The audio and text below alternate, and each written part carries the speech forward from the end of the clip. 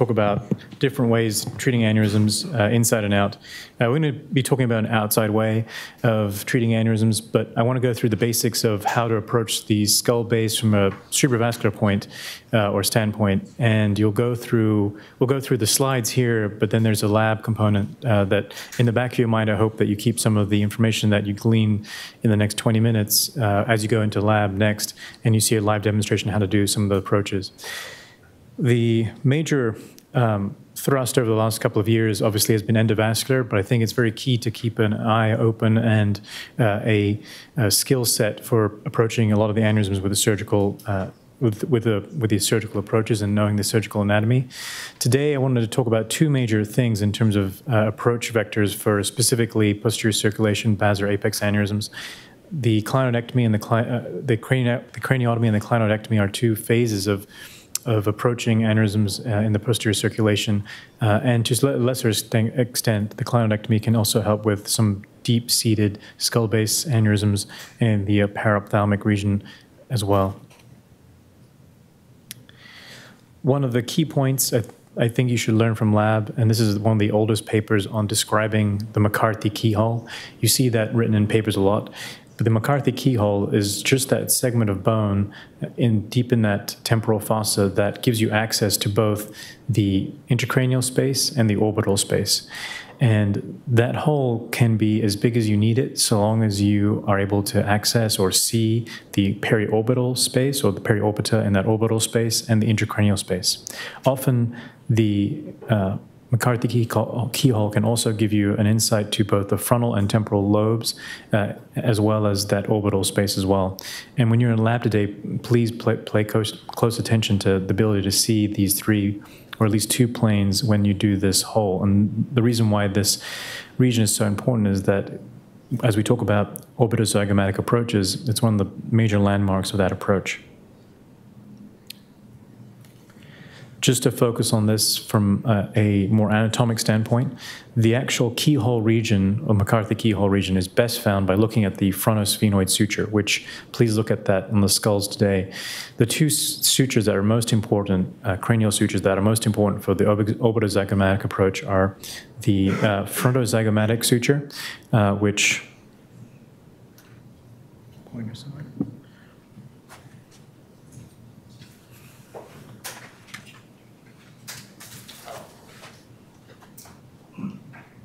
Is it working, the pointer?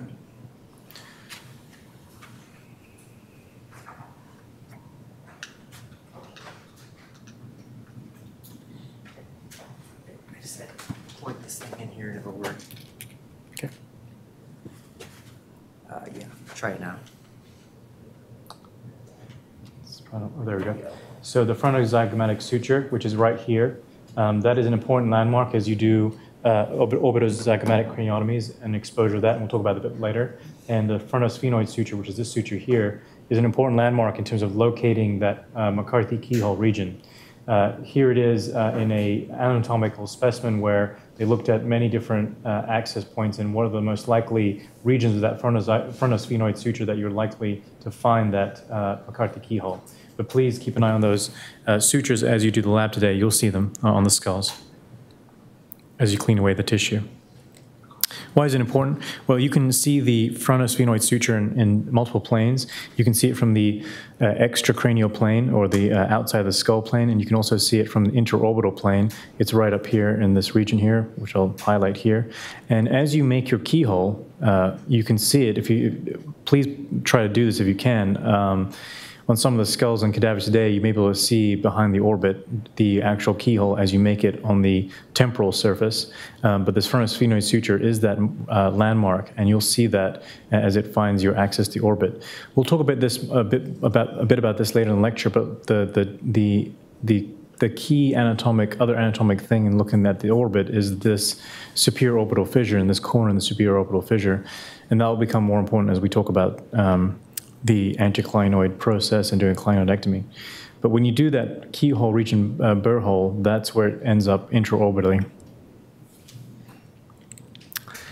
I highlighted this. It's obviously important to know the contents of this superior inferior orbital fissures, but The one that I wanted to highlight is the recurrent meningeal artery. Please note, and this is an accurate anatomic representation, that there is really nothing important, I would say, in this region here, in the superior orbital fissure, at the apex of superior orbital fissure, other than this recurrent meningeal artery, which is not that important. If you had to, for example, if you got into this space, you can see how much room you have to play with before you get to important structures, which are all layered down here in the inferior third of the superior orbital fissure. So that I think is a very important anatomic concept, one that I learned when I was doing skull-based labs. But you can kind of, as you know, this is not a cartoon representation. This is an anatomically accurate representation, and this artery you can take because it's not a neural structure, and you have plenty of other supply.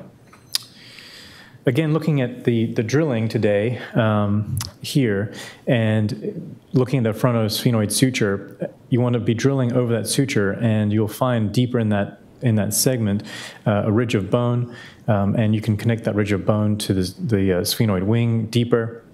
But that ridge of bone, as you can see, will get you the access to the intracranial space and the orbital space, and that's really what you want to do with the keyhole region, is gain access. I drew a blue line in here as well because that is one of the key connecting portions of what you'll be doing in terms of surgery in the lab, to connect the orbital space to that keyhole, McCarthy keyhole region for one of the craniotomy cuts as we go through this. Also note the frontozygomatic suture that I mentioned is one of the more important sutures that you'll look today. That cut goes below that. So we'll talk a bit more about this in the next couple of slides, but as you expose these regions, paying attention to these sutures are great anatomical landmarks as you progress through a craniotomy, an orbitozygomatic craniotomy, and it won't lead you astray necessarily. Here's just another close-up of that, looking at the relationships between the frontosphenoid suture, which is here, the orbital space, and the intracranial space.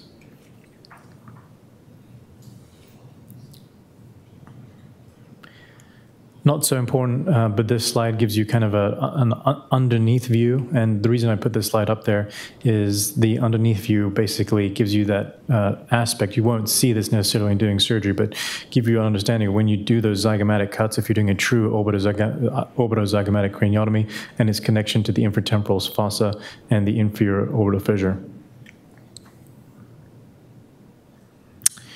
So most people, especially in the cerebrovascular world, have gone away from using orbitozygomatic craniotomies for very select cases.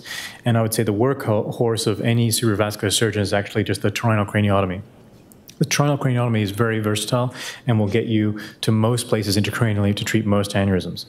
For the orbitozygomatic surgery traditionally required removal of the zygomatic bar, and that has gone out of favor in modern era, as we understand that we don't actually need to remove the zygoma in its entirety or even in part of it just to get access into intracranial space. Remember on the first slide that I had many slides ago was that you really are trying to look for the right angle to get to the posterior circulation. So if I go back, and the angle at which you're trying to approach the aneurysm in the posterior circulation all depends on its relationship to the posterior clinoid. And the posterior clinoid you can kind of see here, and the aneurysm as in this cartoon representation. So a toroidal craniotomy will get you to that region in most cases if the aneurysm is low and you're not necessarily faced with drilling away the posterior clinoid, but sometimes you have to. If the aneurysm is more than a centimeter higher than the posterior clinoid, then it becomes very difficult to approach the posterior circulation without having the ability to tilt down and back. And by removing the orbital rim and the orbital bar, you can get that access surgically by being able to tilt the microscope and your instruments in that trajectory.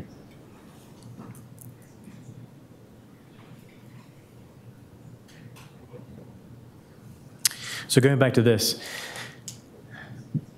This is the modified version of the frontotemporal orbitozygomatic craniotomy. There is the full, obviously the full orbitozygomatic craniotomy, which we'll go through next, but this is probably the most important slide as you go through lab. And looking at Dr. Deshmukh, who will be doing the live presentation today, pay attention to the ways you can do this.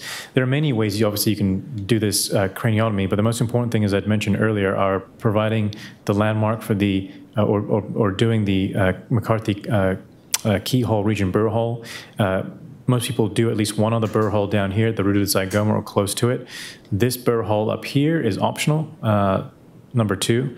And typically, you start off with one burr hole of the zygoma. You use your osteotome, go all the way over the top. If you need another second burr hole just because the patient is older and may need to have more dural stripping, go for it. And then as you get over to the top, to the frontal region, you'll hit the orbital roof. So your osteotome will hit a resistance point. That's when you stop. You're hitting that hard bit of bone, the orbital bar. So that's usually typically the first set of maneuvers here. Burr hole, drill over the top, you'll hit the region of resistance. The next couple of steps can be done in many different variation forms, but most people try to find drill the McCarthy keyhole next. You can drill that as big as you need to find that region where you're looking at the periorbita and the intracranial space. And once you've found that, you can drill a trough or a next set of steps down towards the sphenoid ridge, and most people will hit a resistance here and in the other direction, and you will have to just bite off the sphenoid ridge. So that provides you the major burr holes and cuts on the temporal surface. The next set of cuts are basically, you can use a oscillating saw or a chisel or an osteotome. You break the orbital bar or rim, and I have a video that we're going to show you how to do some of those techniques at the end of this lecture.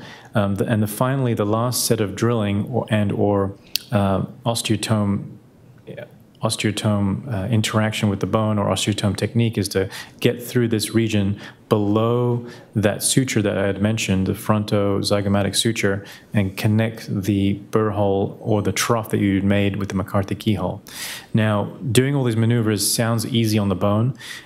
Today, try to practice also getting instruments connected between the burr holes, specifically that orbital contents and the McCarthy keyhole, either using a pen-filled instrument or a brain ribbon to protect the periorbita or orbital contents or protect the intracranial contents as you do these cuts.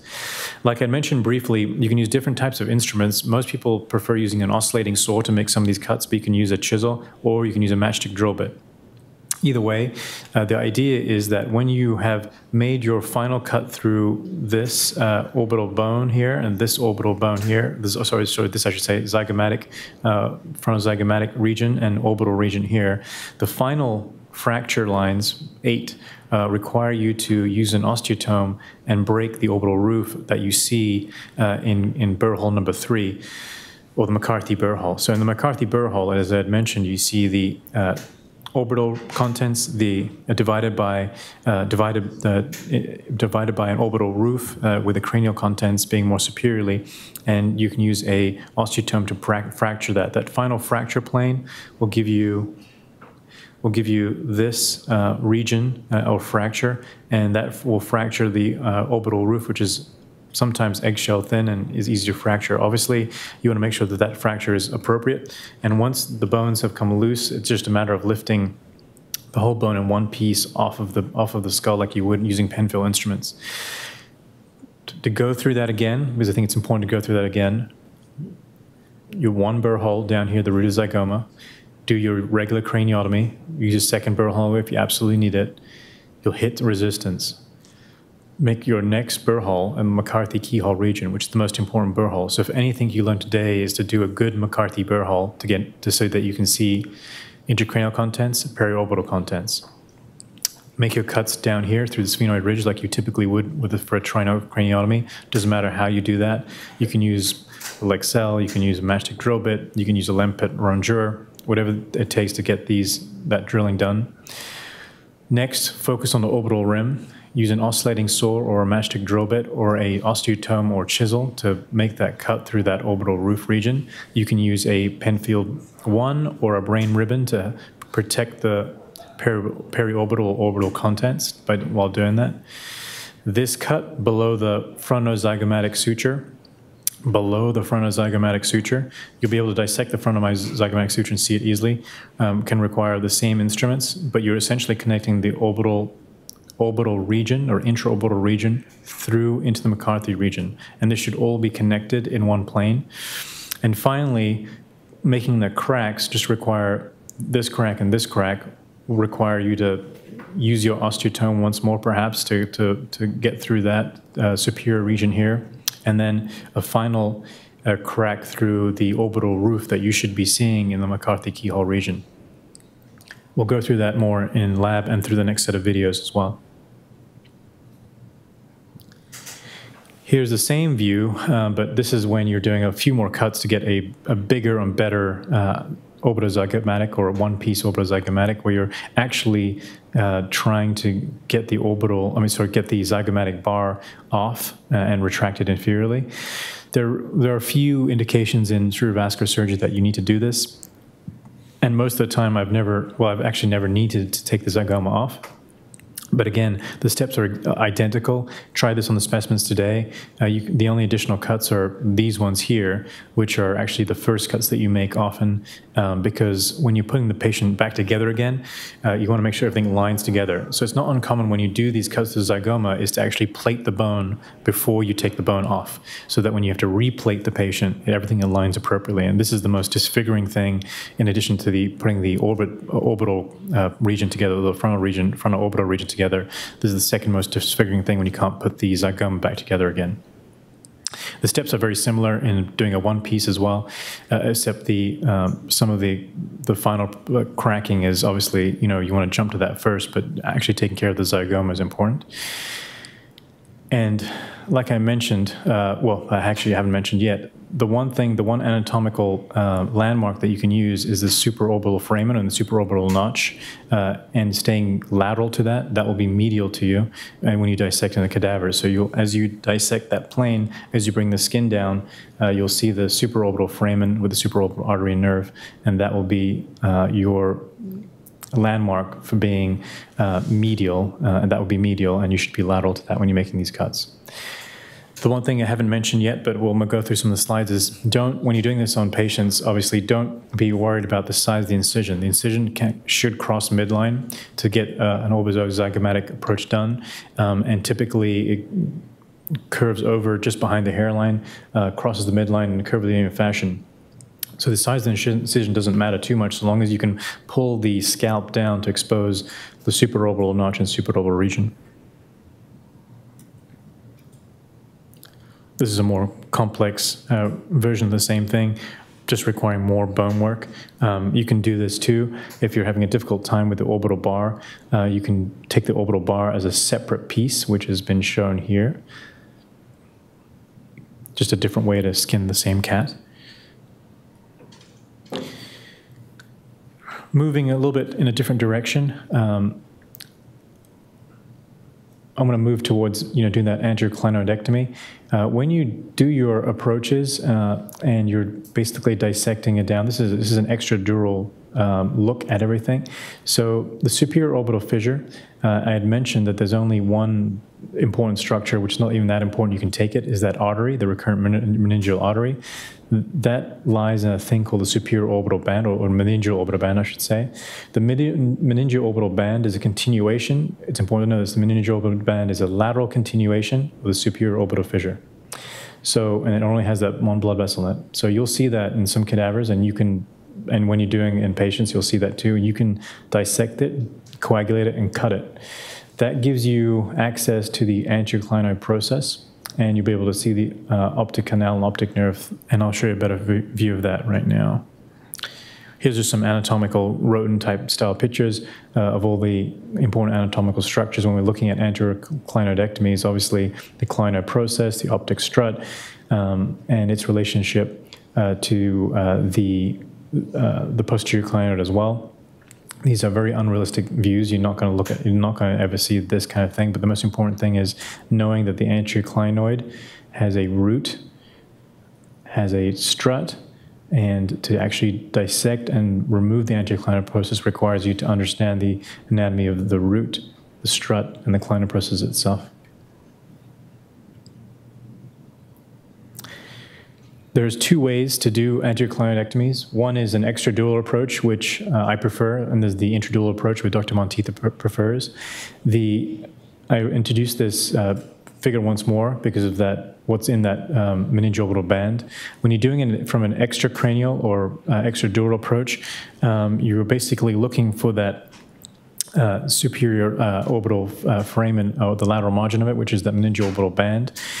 When you found it, you basically have to do a couple of things in a clear order first.